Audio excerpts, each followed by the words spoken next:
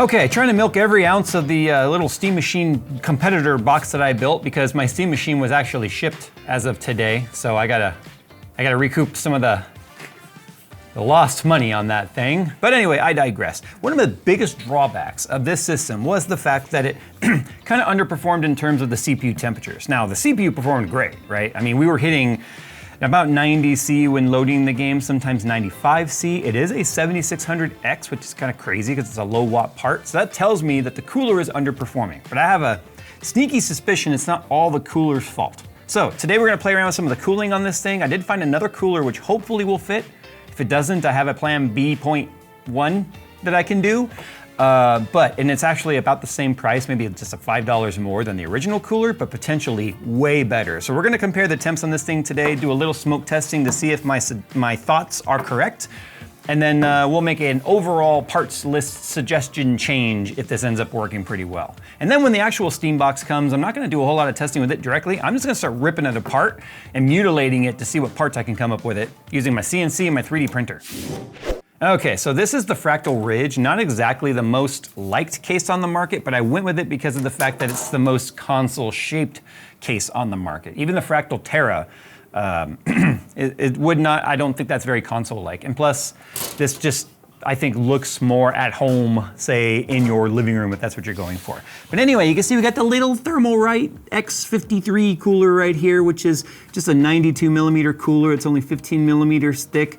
In terms of the fan anyway, it's like 52 millimeters high. It's really small. But I have a suspicion that the gap between the front of this fan and the mesh of the side panel is causing the hot air to just get recirculated through itself. I don't believe it is really pulling much air through this grill.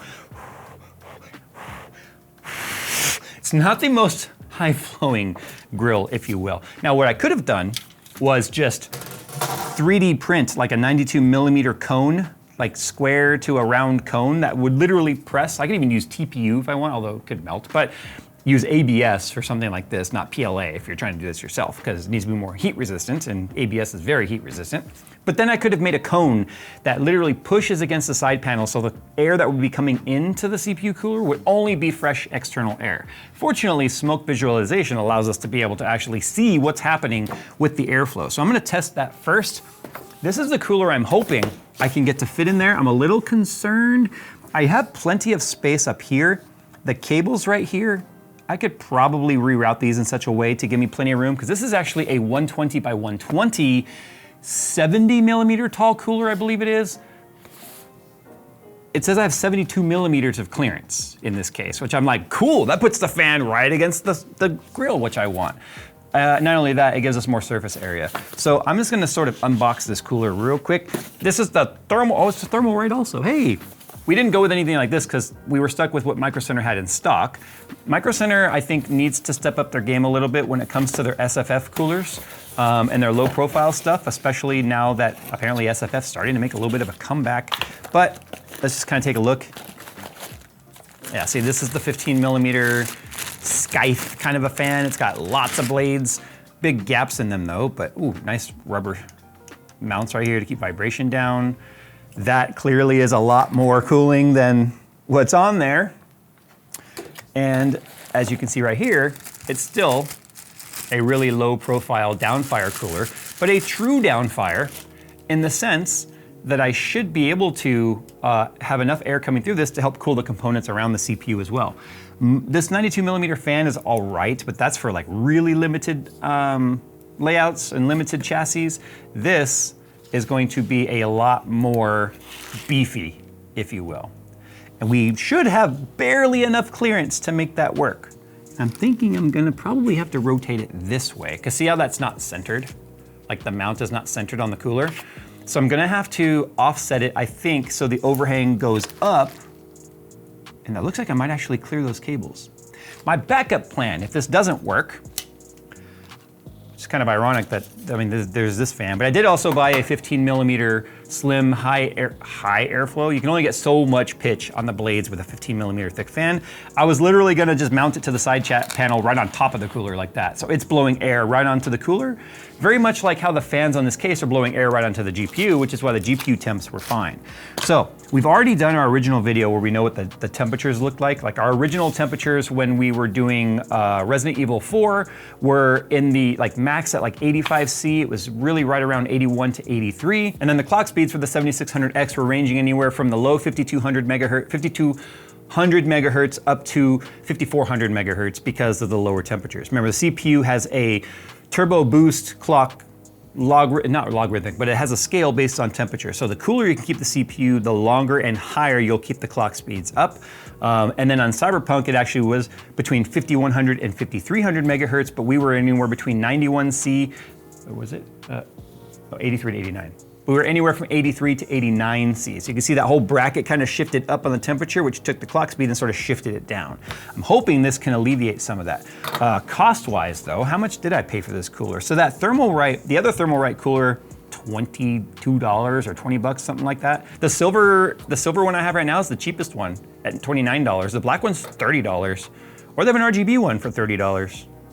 But anyway, as you can see, we just went with the old gunmetal.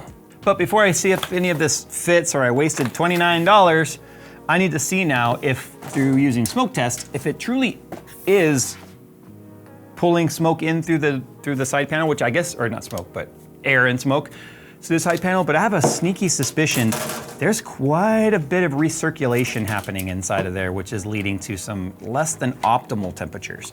Now, there is a plan C, which I could do to reduce these temperatures too, which probably wouldn't hurt performance a whole lot, which would be to power limit the CPU a little bit. Remember, the Steam Machine is limited to 30 watts. This is like a 80 watt, 80, 90? We were saying 90 in-game, and then it's rated for 105. So. Oh, okay. Remember, this is a 105 watt CPU with, it's pulling about 90 watts in game. So we're not even maxing out the TDP, but we are nearly maxing out the temps, which is why I'm not too happy. If this was a 9600X, which was pushing the budget too far as far as I'm concerned, they even had a lower watt mode than that, like a 60 watt mode, which you could have run and probably had been just fine. But one of the things that we tested with the 9600X when it first came out and AMD's push on efficiency and that super low package power limit and us just being whiny little tech tubers is we pushed our TDPs up to 100 watts, 105 watts, and we didn't really find much performance uplift. So it tells us there was just a lot of heat and power loss for no real gains. And then AMD basically was like, well, fine, here you whiny little bitches, here's 105 watt mode, and that's included in all BIOS now. So I was like, isn't it funny now that we've come full circle a couple years later, and I'm like, hey, let's lower the power limit potentially.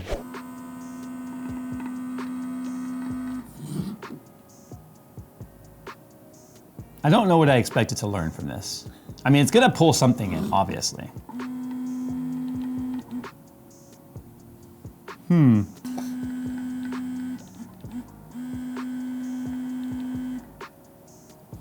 Yeah, see, some goes in, but most of it just is ignored. So what I'm curious now is with the other cooler, if we're gonna see more of it getting pulled in there.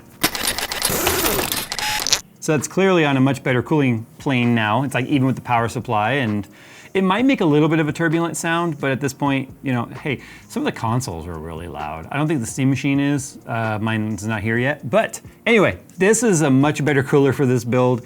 Definitely should have gone with something like this at the start, but they don't have this in stock at Micro Center. I really think they should start carrying it. I think it's gonna be a much better cooler for roughly the same price. So anyway, let's go ahead now and recreate our smoke test. If we see more smoke getting sucked in through here, then we know that this should overall perform better, especially since it's a larger surface area and another heat pipe versus the other one. Yeah. Okay, there's clearly more smoke going in there now. A lot more smoke going in there.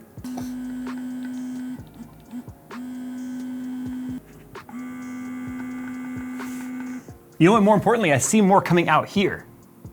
Watch the, it's like I just blew a head gasket. Watch this vent right here. I bet you if you compare it to the other clip, you'll notice not much was coming out of there. And this one now, you'll notice it comes in and pushes right out. Watch this.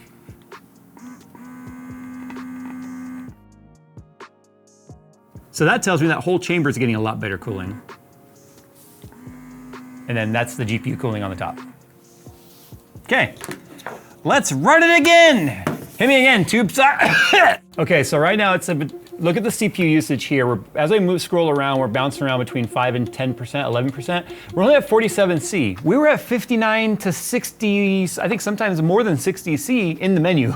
So that's already a huge reduction in temperature right there without having to reduce the power limit, which is great because we don't want to reduce the power limit. We want to use all of what we paid for. So that's what kind of sucks about like the console type stuff like Steam Machine and PS5 and Xbox and all that is they use the same exact wafers and such, but they're chopped down, although the Steam Machine's not. It's a 6-core 12-thread, but it's extremely power limited and it only goes to like 3-point-something gigahertz, maybe low 4s at the most. Look, it's doing something. I think it's updating. But it's at 60%, 75C. Last time it was pegging like 90, and the fan curve is exactly the same. I didn't touch the fan curve. I left it exactly as it's set up in the BIOS with the other cooler. So it is truly like like that apples to apples comparison on settings. Ideally, if I really wanted to compare the coolers, I would then have to lock down the percentage, lock down the clocks and all that, but that's not what we're testing. We're not testing the coolers. We're just seeing now with this machine as it was built, with this cooler, does it perform better or do we get better temperatures and better clock speeds? So now we're gonna go to RE4. Dude, look, it's only at 78C and 80C at 95%. 80, look at that. Dang, 99, 100. Nice. It's pegged right now. It's pegged at 100% and it hasn't even crossed into 90. Look at the temps, 70. 69, 68, 67, 66, 65, 64, 63, 62, 60. Wow. Dude, we were up in the, what did I say it was? We were in the 80s last time, 81 to 85. We're more than 20C down. Dude, it's like 25, 26C less. For $9 more expensive cooler. From a $20 cooler to a $29 cooler. Yeah, look at the GPU. GPU is 100% usage, 3150 to 65 megahertz, 68C, 170 watts. So the GPU is full load. The CPU is not holding back the GPU at all. Last time we saw the GPU usage fluctuating a little more because I think as the CPU clocks were changing, the GPU was getting a little bit CPU bound. So now we're fully GPU bound, which is what we want. Let's exit the game. And let's do Cyberpunk, because that is a little bit more CPU intensive because it has to render that world and all those NPCs and stuff. Okay, so for the settings, we're running 1080p high. Quick preset, no changes. That's exactly going to be comparative to what you're seeing on screen when we showed the first test. Okay, so we're at 122 FPS, CPU's at 72, 74, 75, 76.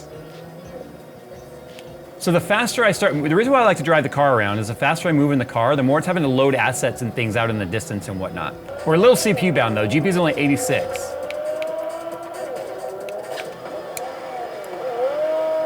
Oh! I thought you were in the lake. I like to do the reverse. Whoa! Oh, shit! It's like you said in the original video, right? Like, if you forget you're doing something and you're not thinking about just playing the game, right? Yeah, like if it's not, it's the dyno test of is it invading my gaming experience? Am I thinking about the performance or am I thinking about the game? And I was thinking about the game with the other temperatures for sure too, but this is a better experience because I'm getting much more consistent frame rates and stuff. I mean, look, 124, 120, well, 102. I looked away from them for a second. All right, now we're in 1440p. Now look at the CPU usage. It's a lot lower, right? It's only pulling 42 watts, 46 watts. But yeah, the temps are gonna be better because look, the CPU usage is lower, GPU usage is higher, right? So 1440p and a 9060 XT is definitely more GPU. Yeah, okay, so clearly this cooler for $9 more should be a part of the original parts list as far as I'm concerned, because, dude, 70s, pfft. So it's only a 7600X, so there's no reason it should have ever been like high temps. And the fact that we're doing this now with this super low profile cooler is really nice. Oh wait, look, I'm part of a takeover. Takeover. All right, well, there you go. Obviously this is a better cooler, so yeah, you can see it, like literally with the light right there. Look at that, just, I can feel the air coming through right there. You saw it with the smoke. So we're gonna amend the original parts list on the other video, and we'll add that parts list to this video too if you haven't seen that one, which you should watch because it explains a lot more of the rationale and the total price of this thing. And right now it makes a lot of sense, I think, because it's way more shut up, would you? It's way more performance than a actual Steam machine, and you get the full usable OS of Bazzite as well on top of it. Even though SteamOS is built on Arch, it's a very stripped down version of Arch that only runs SteamOS, where on here you can still use all of the Bazzite features outside of just being a SteamOS on top of, you know, Bazzite, which is Fedora. And you can run an NVIDIA GPU with this build if you wanted to. You just download the NVIDIA version of Bazzite and SteamOS. So when the Steam machine gets here, I just filled out the order form today or yesterday, doesn't matter. I already got the shipping information. I'm not gonna even bother doing a whole lot of testing with it on camera, there's no point. You guys have seen it. You guys know it's terrible. You guys know the prices will probably still go up even more on that thing.